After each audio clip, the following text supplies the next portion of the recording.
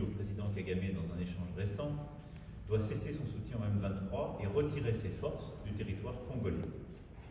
Je lui ai redit, et je le rappellerai dans les prochains jours. Et l'urgence est à la désescalade. Il est également important, dans le même temps, de lutter contre les discours de haine et l'action des anciens génocidaires du FDLR.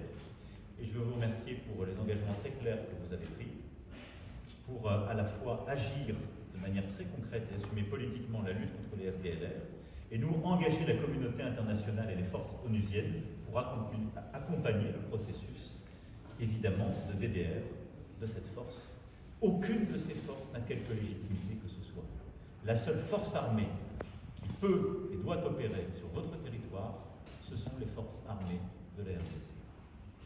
La France salue l'engagement de la RDC à mettre fin aux agissements du FDLR, l'encourage à mettre en œuvre cet engagement, et nous sommes avec plusieurs autres alliés à vos côtés, vous le savez, pour mettre en œuvre cette avancée. Enfin, la France s'est attachée aux processus diplomatiques régionaux.